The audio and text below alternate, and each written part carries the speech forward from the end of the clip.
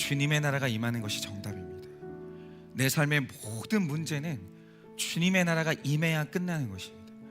주님 오늘 바로 여기에 지금 우리에게 하나님의 나라가 임하게 하여 주시옵소서. 믿사오며 살아계신 예수님 이름 받들어 기도드립니다. 아멘. 네, 이 시간에 우리 다 같이 말씀 보겠습니다. 함께 보실 말씀은 1월 28일 큐티 본문입니다. 시편 67편 1절에서 7절까지의 말씀입니다. 함께 보실 말씀은 1월 28일 큐티 본문입니다. 시편 67편 1절에서 7절까지 말씀인데요, 우리 말씀을 교독하겠습니다. 제가 먼저 읽고 우리 성도님들 읽으시고 마지막 절은 다 같이 읽겠습니다. 제가 먼저 읽겠습니다. 하나님은 우리에게 은혜를 베푸사 복을 주시고 그의 얼굴빛을 우리에게 비추사 쌀라 주의 도를 땅 위에 주의 구원을 모든 나라에게 알리소서. 하나님이여 민족들이 주를 찬송하게 하시며 모든 민족들이 주를 찬송하게 하소서. 온 백성은 기쁘고 즐겁게 노래할지니 주는 민족들을 공평히 심판하시며 땅 위의 나라들을 다스리실 것임이니이다. 셀라. 하나님이여 민족들이 주를 찬송하게 하시며 모든 민족으로 주를 찬송하게 하소서. 땅에 그의 소산을 내어주었으니 하나님 곧 우리 하나님이 우리에게 복을 주시리로다. 다 같이 읽겠습니다. 하나님이 우리에게 복을 주시리니 땅의 모든 끝이 하나님을 경외하리로다. 아멘. 네, 여러분이 방금 전에 이제 오늘 말씀의 시편을 읽으셨는데, 오늘 이제 어떤 목자님하고 이제 소통을 하는데 시편이 묵상한 게 너무 어렵다는 거예요. 뭐 그럴 수 있죠. 그럴 수 있는데 뭐 그런 게 있어요. 왜 이제 시편이 어렵냐라고 하면 일단 이런 겁니다. 오늘 이 시를 누가 썼냐, 그러니까 이것만 알아도 사실은 메시지를 뚫고 들어가는 게 그렇게까지 어렵진 않거든요. 그런데 오늘 시편만 해도 이걸 누가 썼는지에 대해서는 정말로 정보가 없어요. 그러나 굉장히 중요한 단서가 하나 있는데 그게 뭐냐면 이 시를 왜 썼는지, 그리고 언제 이 시를 낭독했는지에 대한 정보는 명확해요. 여러분이 오늘 말씀을 그냥 심플하게 읽었을 때 가장 많이 나오는 말이 뭐냐면 여호와를 찬송하라 이거예요. 그런데 이제 중요한 건 이겁니다. 이게 이제 핵심인데, 오늘 시편에 성경이 여호와를 찬송하라라고 할 때 이유는 여러 가지예요. 한두 개가 아니겠죠. 우리 하나님이 찬송받으실 만한 일이 전쟁에서 승리하게 하셔도 찬송거리가 되고, 죄에서 용서해 주셔도 찬송거리가 돼요. 그리고 우리를 죄에서 구원해 주셔도 그것이 이제 우리가 하나님을 찬송할 거리가 되죠. 그런데 오늘 말씀은 하나님을 찬송해야 될 굉장히 중요한 이유를 하나 얘기해 주는 거예요. 그게 뭐냐? 6절에 이렇게 말씀하십니다. 땅에 그의 소산을 내어주었으니 하나님 곧 우리 하나님이 우리에게 복을 주시리로다 이럽니다. 그러니까 가나안 땅에서 하나님이 자기 백성에게 풍년을 주셨으니, 영적인 어떤 기쁨을 주셨다 이게 아니에요. 하나님이 가나안 땅에서 우리에게 먹을 것, 이 먹을 것을 풍년을 주셨으니까 우리가 하나님을 크게 찬송해야 되지 않겠냐, 이렇게 얘기를 하는 거예요. 그런데 여러분이 만약에 이 시를 그냥 읽으면 되게 단순하잖아요.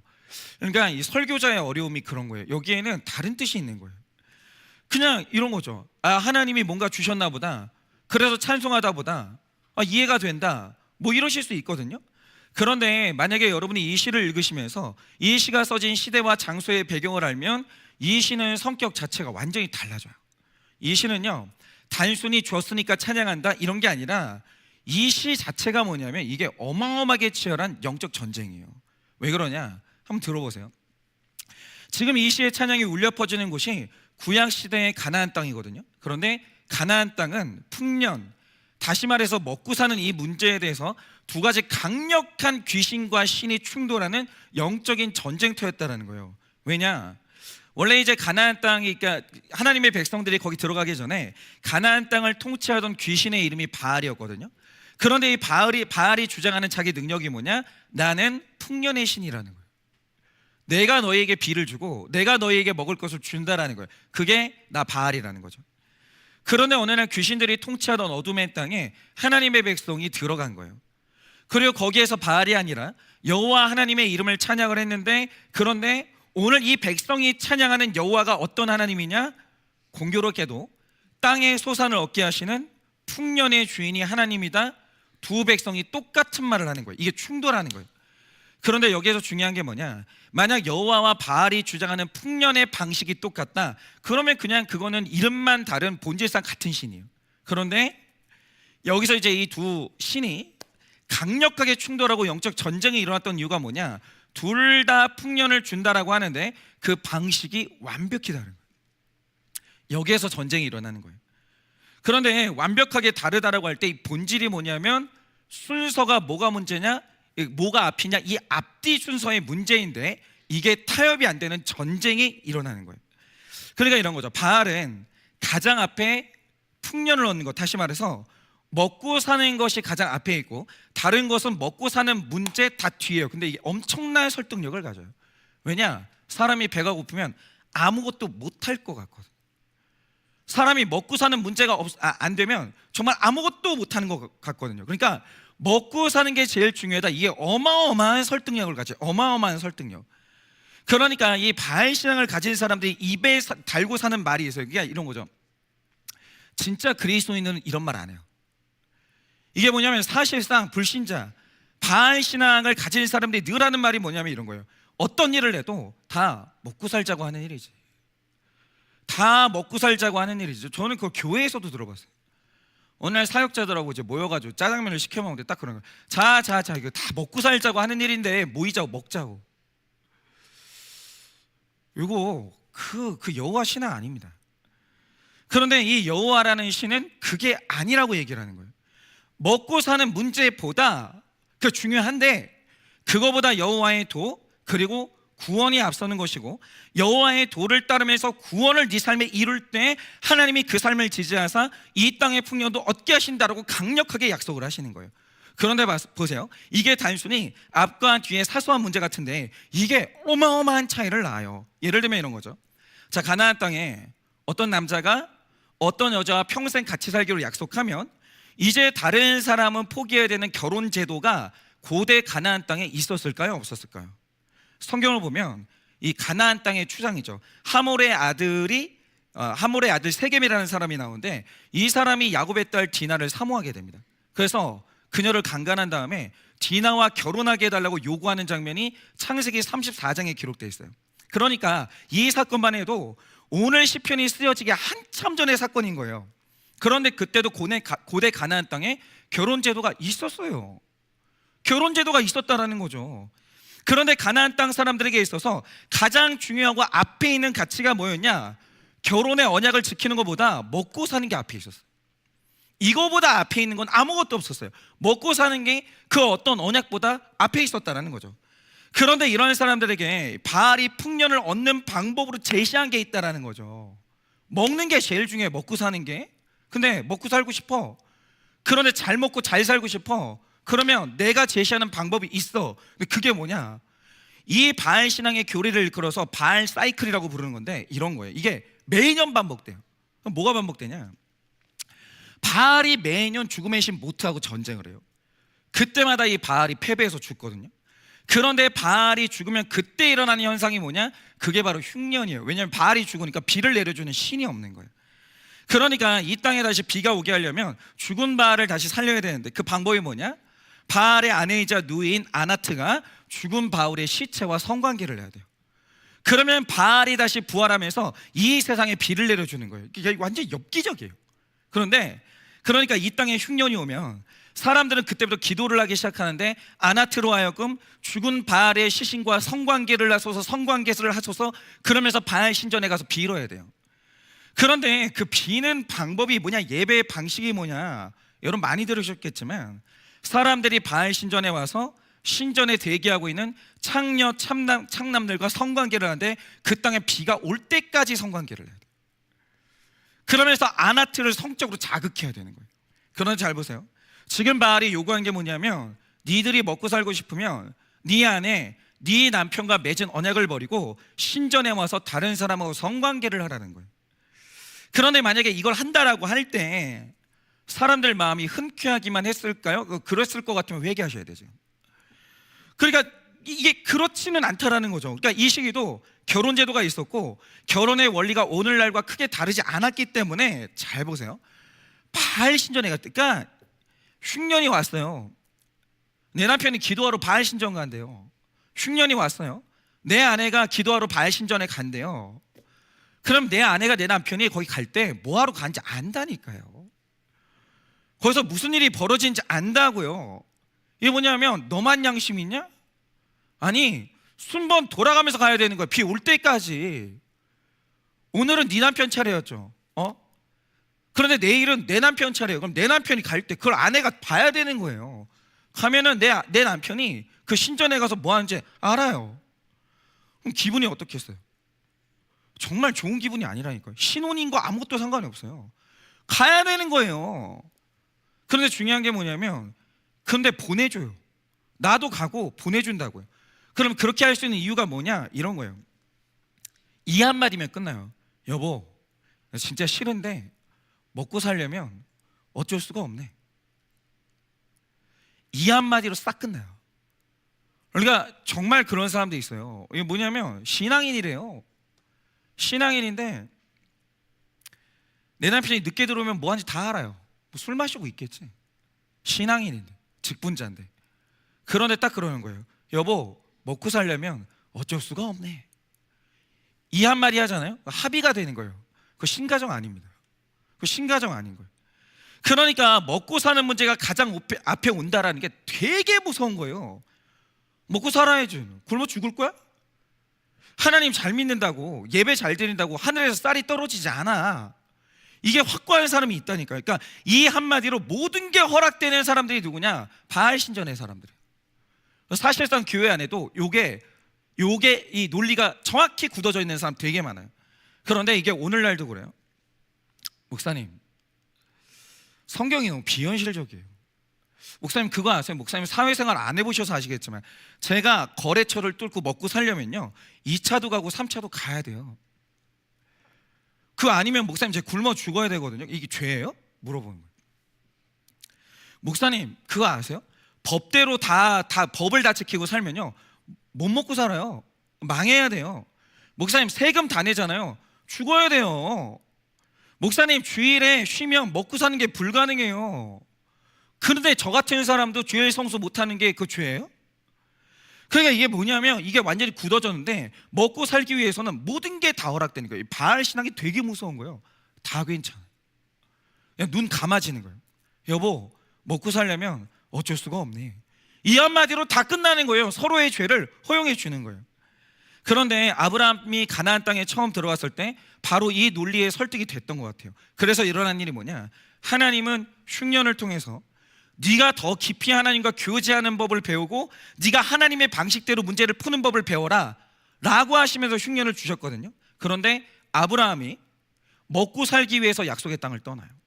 먹고 살기 위해서 그러니까 아내를 누이라고 새빨간 거짓말을 해요. 근데 이 거짓말 이게 다 하는 이유가 뭐냐? 먹고 살아야 되기 때문에. 이건 철학이에요. 이건 신앙이에요. 이렇게 해야 먹고 살 수 있다라는 것은 뭐냐면 그거는 경험이 아니에요. 신앙이에요. 그 믿음이 있는 거예요. 그런데 아브라함이 여기에서 놀라운 사실을 하나 경험해요. 그게 뭐냐? 죽으면 신앙이 어디 있어? 살아야 예배도 드리지. 이러면서 먹고 살기 위해서 약속의 땅을 버렸고 먹고 살기 위해서 거짓말을 했는데 그 결과로 잘 먹고 잘 살기만 했냐? 정말로 그 일이 일어났냐? 아브라함이 그걸 경험한 거예요. 그게 아닌 거예요. 그날 아내를 뺏기면서 구원이 좌절될 뻔해요. 구원이 좌절될 뻔했다니까요. 근데 아브라함이 이걸 몰랐던 거예요. 그러니까 이런 거예요. 지금 최근에도 우리가 알고 있는 이게 팬이 있을까 봐 되게 걱정되는데 건드리면 안 되는 사람들이 몇 명 우리나라에 있잖아요. 그 얼굴 참 그 재능이 좋다는 연예인이 있어요. 잘 먹고 잘 살아야지. 탈세를 했어요. 어떻게 됐냐면 다 뺏기게 생겼어요. 다 뺏기게. 여러분, 먹고 살아야지. 먹고 살려면 어쩔 수가 없지. 먹고 사는 문제를 제일 앞에 놓고 그렇게 살면 잘 먹고 잘 살아지냐고요. 누가 그래요? 누가 그러냐고요. 그것 때문에 인생에 쌓아 올렸던 그 있잖아요. 예를 들어서 연예인으로 성공을 하는데 10,000명이 있으면 1명이에요. 10,000명이 도전하면 1명이라고요. 1명. 그렇게 어렵게 스타가 됐어요. 근데 그거 있잖아요. 다 무너지게 생겨요. 이거 새빨간 거짓말이에요. 거짓말. 로마가 왜 무너졌어요? 먹고 사는 문제를 제일 앞에 두고 나머지를 다 뒤로 했기 때문에 로마가 그래서 무너진 거예요. 타락했기 때문에. 새빨간 거짓말이거든요. 근데 아브라함이 이걸 몰랐던 거예요. 먹고 사는 문제를 제일 앞에 놓고 여호와의 돌을 뒤에 놓으니까 앞에서는 버는 것 같은데 뒤로 다 사라지는데 제일 중요한 게 사라지기 시작하는 거예요. 그걸 아브라함이 처음 알아요. 그러자 아브라함이 이걸 깨닫고 이삭에게 전쟁을 하듯이 가르친 게 뭐냐, 2절 말씀처럼 주의 도를 땅 위에, 주의 구원을 모든 나라에게 알리는 게 먼저고 그래야 복이 뒤따라온다. 아버지가 그거 경험했다. 이걸 하나님의 백성은 가르치는 거예요. 이게 신가정인 거예요. 하나님의 백성은 이걸 가리키는 거예요. 이걸 이삭의 표현으로 하면 영적 우물을 얻어야 육적 우물을 얻는 원리고, 이걸 신약의 개념으로 표현한 게 마태복음 6장 33절인데 너희는 먼저 그의 나라와 그의 의를 구하라. 그리하면 이 모든 것을 너에게 더하시리라 라고 할 때 이 모든 것 속에 포함된 게 뭐냐면 먹고 사는 문제예요. 먹고 사는 문제. 그러니 이 먹고 사는 문제가 하나님이 중요한 거 알아요. 알죠. 당연히 우리가 육체인데 우리가 먹어야 사는 존재로 창조하신 게 하나님이에요. 그 하나님이 아신다라는 거죠. 그런데 하나님이 그 먼저 놓으신 게 있어요. 그게 뭐냐, 너희는 먼저 그의 나라와 그의 의를 구하라는 거예요. 그러면 이 모든 것을 너에게 더하시리라 이러시는 거죠. 그런데 이 순서라는 것은 구약과 신약에 걸쳐 관통하는 제일 중요한 원리예요. 주님의 나라와 주님의 의가 먼저예요. 그러니까 오늘날 영적 전쟁의 가장 치열한 전선이 어디냐? 먹고 사는 현장이에요. 뭐가 먼저인데요? 뭐가 먼저인데요? 내가 오늘 눈 질끈 감고 이 불법적인 그 계약서에 사인을 한다. 먹고 살 것 같은 거예요. 먹고 살 것 같은 거예요. 근데 그 계약서를 거절할 자신이 있냐라는 거예요. 그거 할 수 있냐라는 거예요. 이게 뭐냐면 이 먹고 사는 문제의 현장은요, 가장 치열한 영적 전쟁터예요. 교회가 무슨 영적 전쟁터예요? 아니 여기 와가지고 여러분이 무슨 전쟁을 해요? 여기 다 옆에 있는 사람들, 예수 믿는 사람들이 여기 와가지고 무슨 전쟁을 하냐고요? 여긴 전쟁 없어요.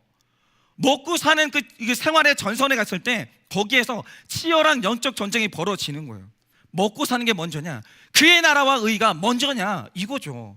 여기에는 양보도 없는 것이고 하나님의 사람은 이 영적 전쟁에서 승리하는 사람인 거예요. 그리고 먹고 사는 거예요. 주님이 주시는 것으로. 여러분, 하나님도 우리에게 먹고 사는 문제가 얼마나 중요한지 알아요. 여러분, 예수 믿다 굶어 죽어라, 하나님이 이렇게 안 하신다고요. 그런 하나님이 아니에요. 하나님도 자기 백성에게 풍년을 주세요. 그러면 중요한 게 이거죠. 누구에게 복스러운 육적인 풍년이 오는가? 먼저 그의 나라와 그의 의를 구하는 자에게 그게 바로 오는 것이고, 영적 우물이 터진 인생 가운데 육적 우물도 주신다는 이 믿음의 물러섬이 없어야 되는 거예요. 근데 목사 세계는 안 그럴 것 같아서 천만의 말씀. 아휴, 내가 어저께도 전화를 받았는데, 그러니까 이게 뭐 그럴 수도 있나 뭐 싶긴 한데, 목사님 한 분이 담임 목사님이 됐다라. 거기서 1년을 목회를 했어요.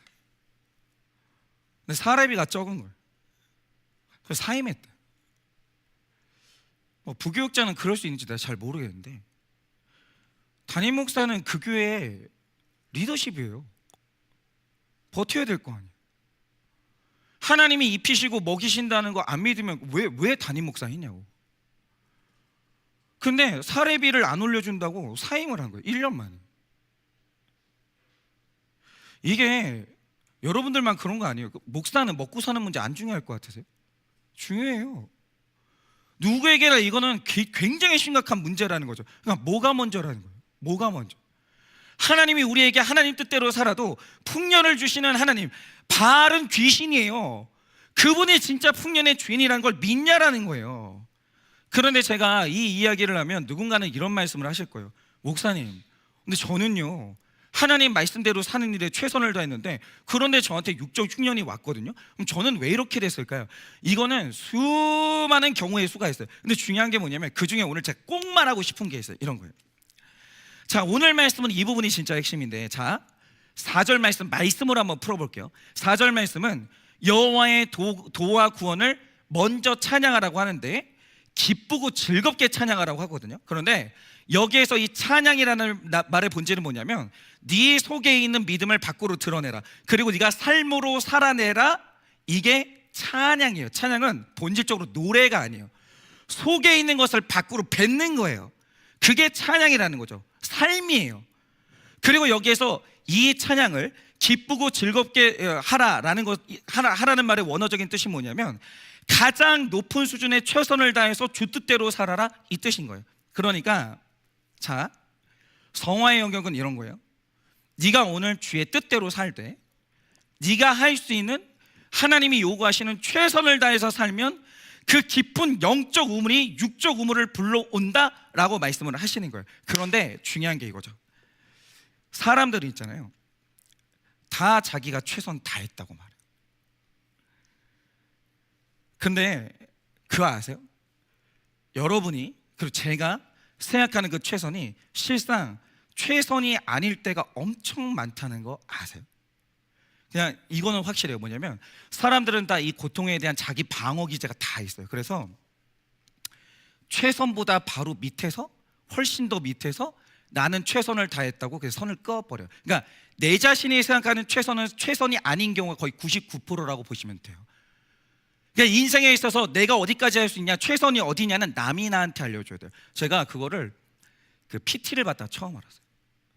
그러니까 제가 이제 하체 운동을 딱 하는데 이제 이게 무게를 할 거 아니에요. 근데 그냥 딱 드는 순간 알았어. 아, 여기가 내 최선이다.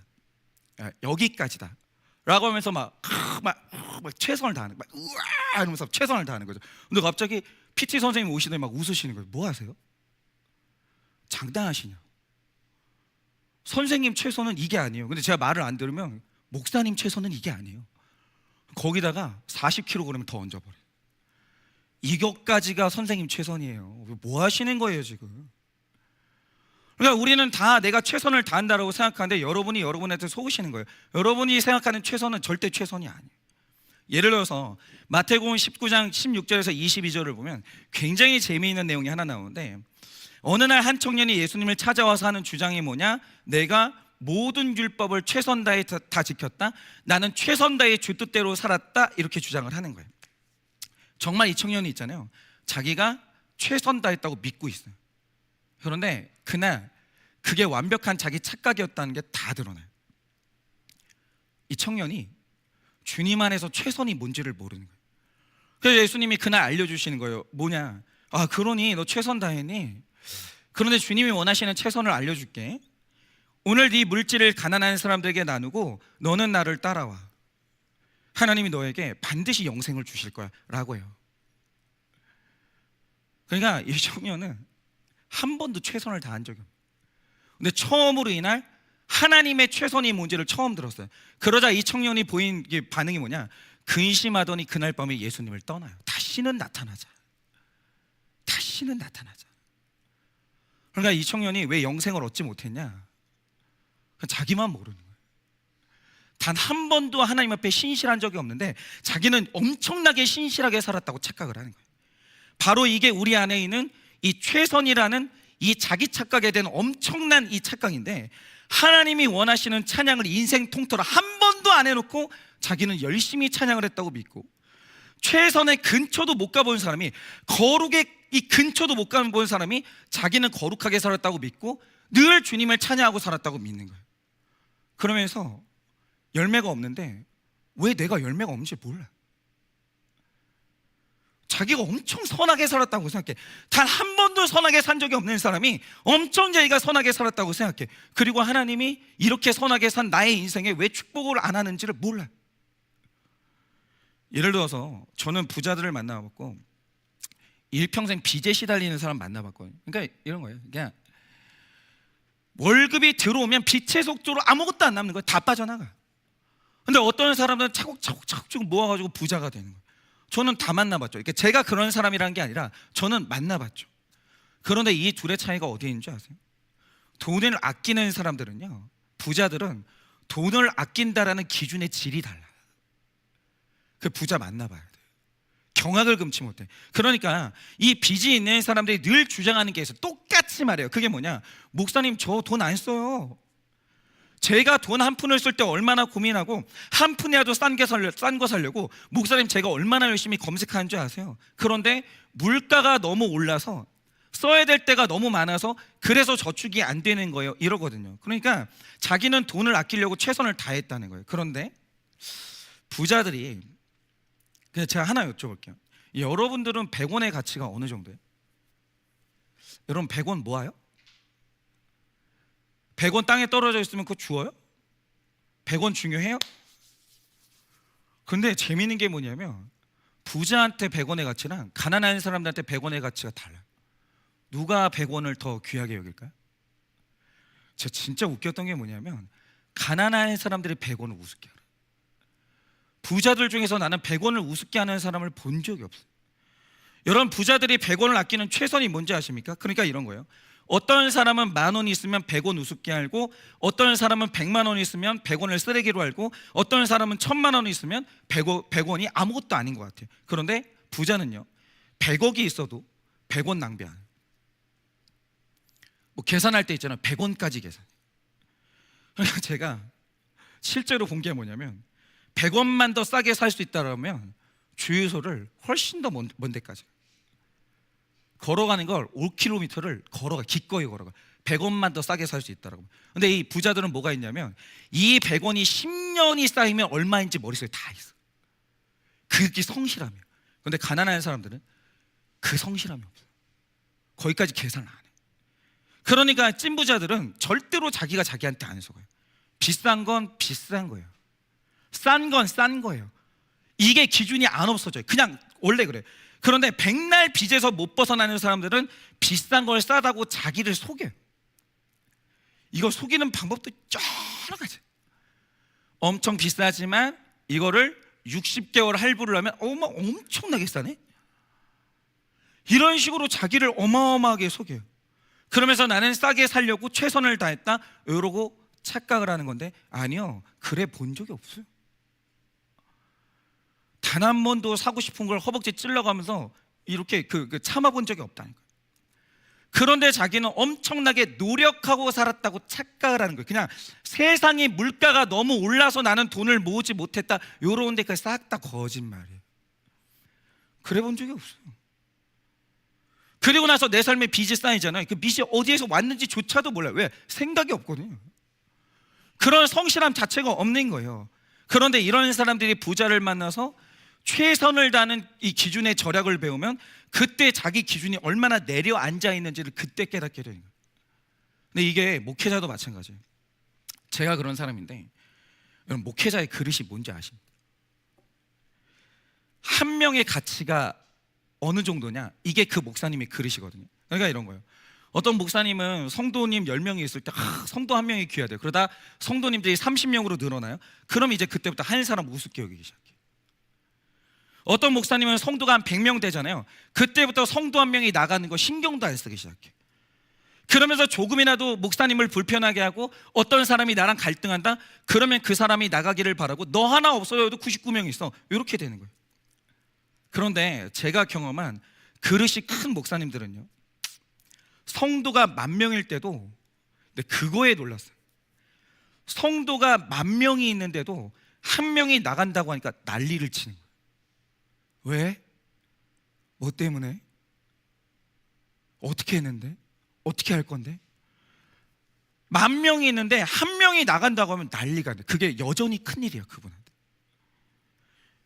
여러분, 이게 최선이에요. 그러니까 이게 뭐냐면 열매가 있는 사람하고 없는 사람의 차이가 뭐냐면 최선이라는 기준이 형편이 없어요. 열매가 없는 사람들. 근데 중요한 사실이 뭐냐, 자기가 엄청 최선 다하는 줄 알아요. 그런데 이 그릇이 작은 목사님들은 뭐만 있으면 성도 쫓아내고 한 사람 무시했으면서 자기가 엄청나게 영혼 사랑하고 사람을 최선을 다해서 목양했다고 착각을 하는 거예요.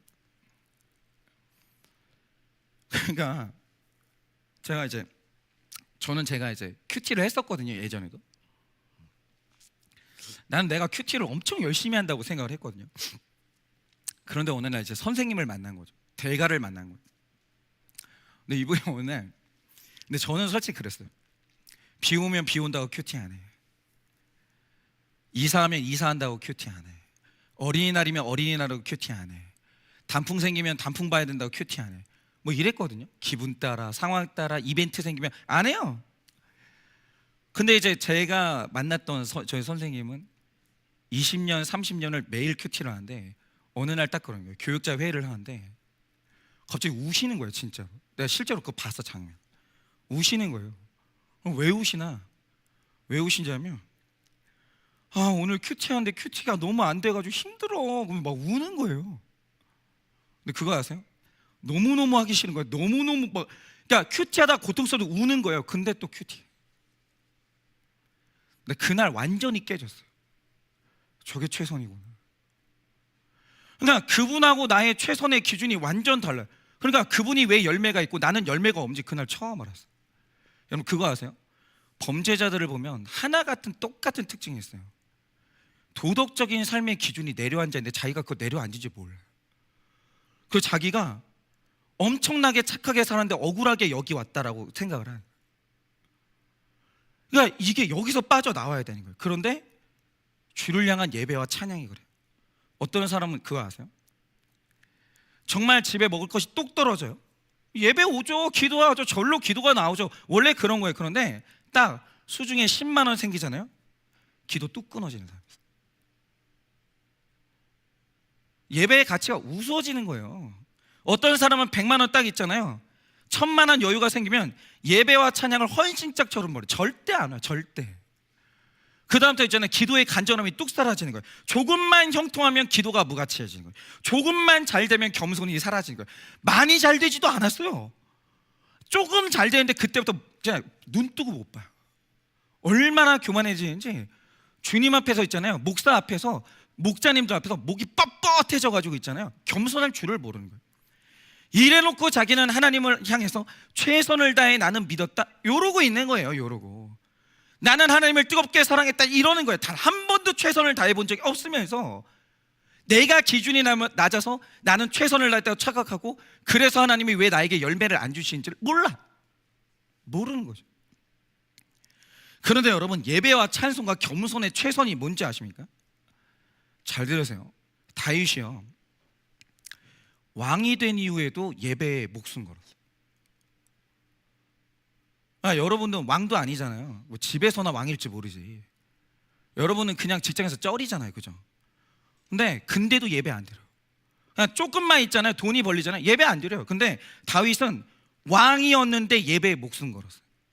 다윗은 왕궁에 살았어도 죄를 지으면 즉시 회개했어요. 2번 반항을 안 했어요. 즉시 회개를 해요. 다윗은 그 나라에서 가장 물질이 많았는데도 하나님 앞에서 떨면서 죽는 날까지 겸손하기를 원했어요. 그게 최선이에요. 우리가 언제 최선 다했어요? 우리가 언제 최선 다했냐? 그런데 최선이 뭔지도 모르고 기준이 형편없이 낮아져 있으면서 나는 최선을 다해 본 적이 없으면서 자기 혼자 최선 다했대요. 죽을 똥살 똥했대. 아니 그건 여러분 착각이라니까. 여러분은 그래 본 적이 없다니까요. 기분 나쁘잖아? 나가. 우울하잖아? 나가. 기분 좋잖아? 나가. 평생을 그러고 살았으면서 자기는 최선을 다했대. 그러면서 왜 최선 다한 나의 삶에 하나님 왜 열매가 없어요? 뭐 이러는 거예요. 그러니까 자기 혼자 최선 다했다고 억울해하지 말고 자기가 최선이라고 생각했던 기준이 얼마나 낮고 형편이 없는지를 배우고 최선 다하는 삶, 최선을 다하는 예배가 뭔지를 말씀과 공동체를 통해서 배워야 돼요. 그러니까 이렇게 아시면 돼요. 내가 늘 말씀드리지만 여러분 빼고 다 알아요. 그러니까 여러분만 최선 다했다고 하지 여러분 빼고 다 알아요. 여러분이 최선 다하는. 그리고 잘 들으세요. 최선이 뭔지를 배우고 최선 다해 살아야 돼요.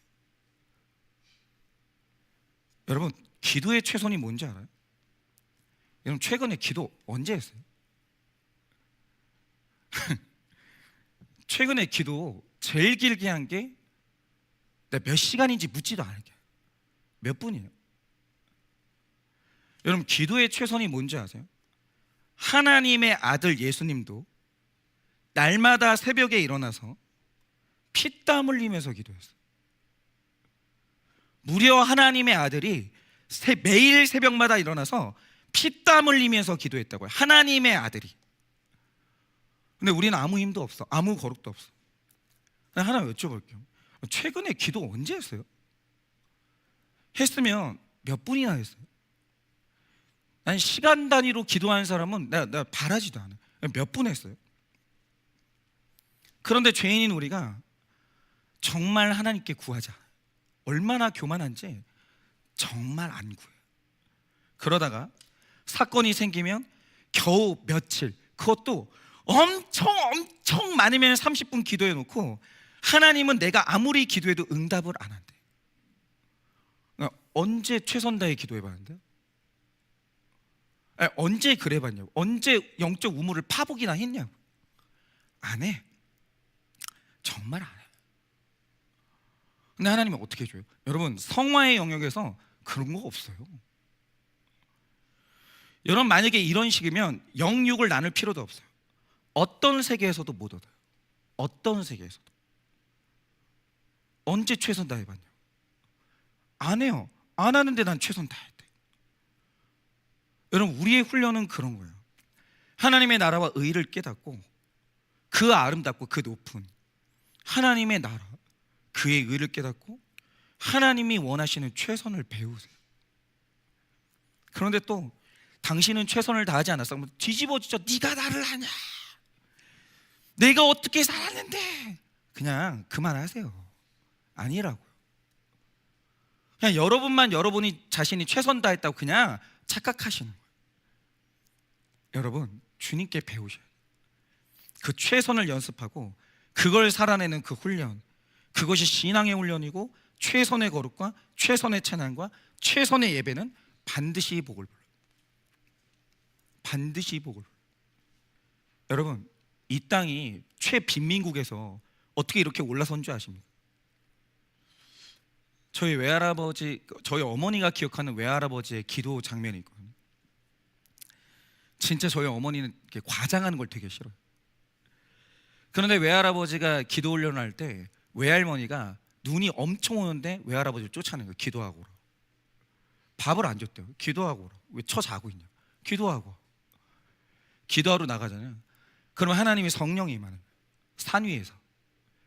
그러면 외할아버지가 그 겨울에 땀을 뻘뻘 흘리면서 기도를 하는데 그 주변에 눈이 녹아 있는 거예요. 우리 신앙의 선배들은 그렇게 기도했어요. 그렇게 기도했고 조국의 교회를 일으켜 세웠어요. 요즘 누가 그렇게 기도해? 요즘 누가 그렇게 기도하냐? 그래놓고 교회가 부흥이 안 된대. 그래놓고 내 삶에 하나님이 아무 응답이 없다라는 거예요. 언제 최선 다했냐고요? 언제? 주님 앞에 언제 겸손했냐고. 여러분, 이 예배가 오늘 우리의 시편이 우리의 기준을 깨버리는 거예요. 아니, 넌 최선 다한 적이 없어. 넌 단 한 번도 내 앞에서 겸손한 적이 없어. 네가 언제 그랬는데? 이제 나와야 돼. 이제 엎드려야 돼. 내가 너에게 요구하는 것은 최선이야. 여러분, 이렇게 자기 생각이 깨지고 이상한 자기 기준과 영적 게으름이 깨져야 됩니다. 그리고 정직한 최선으로 나아가세요. 하나님은 반드시 응답하세요. 반드시 하나님께서 그 삶에 열매를 주시는 거예요. 최선을 다하는 주를 향한 예배와 삶을 통해서 영적 우물을 터뜨려서 육적 우물도 마침내 얻어내는 여러분과 제가 되기를 예수님의 이름으로 축원합니다. 우리 찬양팀 나와주세요.